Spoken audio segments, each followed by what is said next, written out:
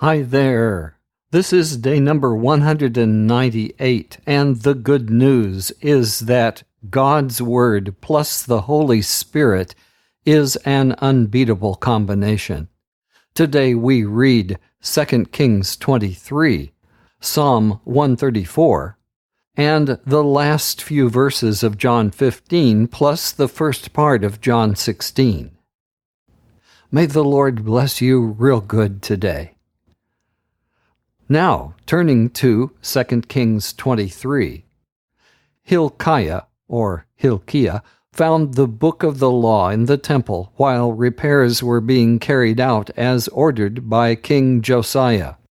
When Josiah heard the book of the law, he instituted reforms, and as we will hear today, God again is glorified in fulfilling a prophecy we heard in 1 Kings.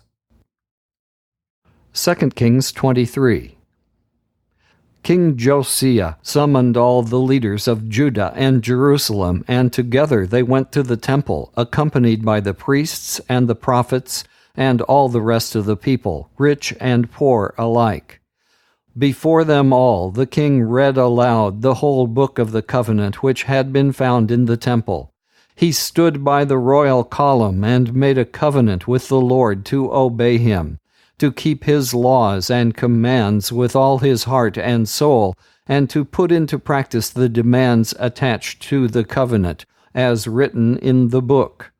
And all the people promised to keep the covenant. Then Josiah ordered the high priest Hilkiah, his assistant priests, and the guards on duty at the entrance to the temple, to bring out of the temple all the objects used in the worship of Baal, of the goddess Asherah, and of the stars. The king burned all these objects outside the city near Kidron Valley, and then had the ashes taken to Bethel. He removed from office the priests that the kings of Judah had ordained to offer sacrifices on the pagan altars in the cities of Judah and in places near Jerusalem. All the priests who offered sacrifices to Baal, to the sun, to the moon, the planets, and the stars. He removed from the temple the symbol of the goddess Asherah, took it out of the city to Kidron Valley, burned it, pounded its ashes to dust, and scattered it over the public burying ground. He destroyed the living quarters in the temple occupied by the temple prostitutes. It was there that the women wove robes used in the worship of Asherah. He brought to Jerusalem the priests who were in the cities of Judah, and throughout the whole country he desecrated the altars where they had offered sacrifices. He also tore down the altars dedicated to the goat demons near the gate built by Joshua, the city governor, which was to the left of the main gate as one enters the city. Those priests were not allowed to serve in the temple, but they could eat the unleavened bread provided for their fellow priests. King Josiah also desecrated Topheth, the pagan place of worship in Hinnom Valley, so that no one could sacrifice his son or daughter as a burnt offering to the god Molech. He also removed the horses that the kings of Judah had dedicated to the worship of the sun, and he burned the chariots used in this worship. These were kept in the temple courtyard near the gate and not far from the living quarters of Nathan-Melech, a high official. The altars which the kings of Judah had built on the palace roof above King Ahaz's quarters, King Josiah tore down, along with the altars put up by King Manasseh in the two courtyards of the temple. He smashed the altars to bits and threw them into Kidron Valley. Josiah desecrated the altars that King Solomon had built east of Jerusalem, south of the Mount of Olives, for the worship of disgusting idols, Ashtarte, the goddess of Sidon, Chemosh, the god of Moab, and Molech, the god of Ammon. King Josiah broke the stone pillars to pieces, cut down the symbols of the goddess Asherah, and the ground where they had stood he covered with human bones. Josiah also tore down the place of worship in Bethel, which had been built by King Jeroboam son of Nebat, who led Israel into sin. Josiah pulled down the altar, broke its stones into pieces, and pounded them to dust. He also burned the image of Asherah. Then Josiah looked around and saw some tombs there on the hill. He had the bones taken out of them and burned on the altar. In this way he desecrated the altar, doing what the prophet had predicted long before during the festival, as King Jeroboam was standing by the altar. King Josiah looked around and saw the tomb of the prophet who had made this prediction. "Whose tomb is that?" he asked. The people of Bethel answered, "It is the tomb of the prophet who came from Judah and predicted these things that you have done to this altar." "Leave it as it is," Josiah ordered. "His bones are not to be moved." So his bones were not moved, neither were those of the prophet who had come from Samaria. In every city of Israel, King Josiah tore down all the pagan places of worship which had been built by the kings of Israel, who thereby aroused the Lord's anger. He did to all those altars what he had done in Bethel. He killed all the pagan priests on the altars where they served, and he burned human bones on every altar. Then he returned to Jerusalem. King Josiah ordered the people to celebrate the Passover in honor of the Lord their God, as written in the Book of the Covenant. No Passover like this one had ever been celebrated by any of the kings of Israel or of Judah, since the time when judges ruled the nation. Now at last, in the 18th year of the reign of Josiah, the Passover was celebrated in Jerusalem. In order to enforce the laws written in the book that the high priest Hilkiah had found in the temple, King Josiah removed from Jerusalem and the rest of Judah all the mediums and fortune-tellers, and all the household gods, idols, and all other pagan objects of worship. There had never been a king like him before, who served the Lord with all his heart, mind, and strength, obeying all the law of Moses, nor has there been a king like him since. But the Lord's fierce anger had been aroused against Judah by what King Manasseh had done, and even now it did not die down. The Lord said, "I will do to Judah what I have done to Israel. I will banish the people of Judah from my sight, and I will reject Jerusalem, the city I chose, and the temple, the place I said was where I should be worshipped." Everything else that King Josiah did is recorded in the history of the kings of Judah. While Josiah was king, King Necho of Egypt led an army to the Euphrates River to help the emperor of Assyria. King Josiah tried to stop the Egyptian army at Megiddo and was killed in battle.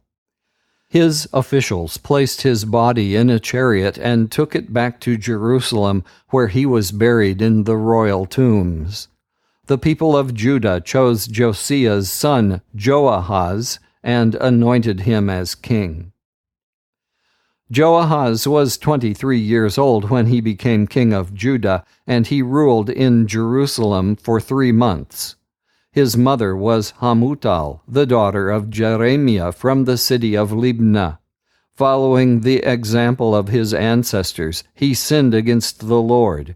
His reign ended when King Necho of Egypt took him prisoner in Riblah, in the land of Hamath, and made Judah pay 7,500 pounds of silver and 75 pounds of gold as tribute. King Necho made Josiah's son Eliakim king of Judah as successor to Josiah, and changed his name to Jehoiakim. Joahaz was taken to Egypt by King Necho, and there he died. King Jehoiakim collected a tax from the people in proportion to their wealth, in order to raise the amount needed to pay the tribute demanded by the king of Egypt.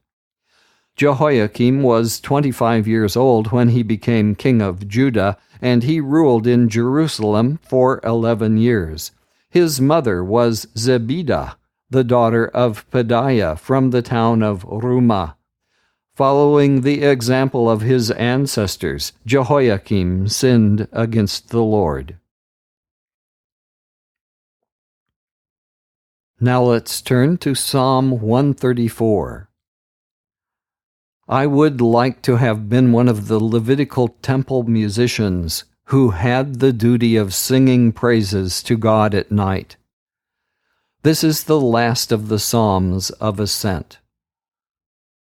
Psalm 134. Come, praise the Lord, all his servants, all who serve in his temple at night. Raise your hands in prayer in the temple and praise the Lord.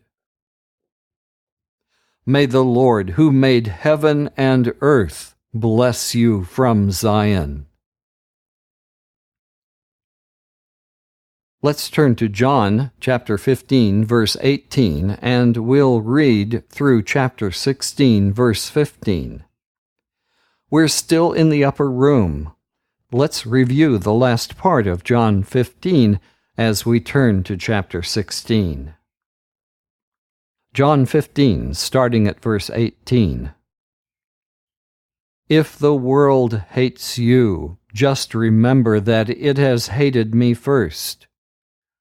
If you belong to the world, then the world would love you as its own.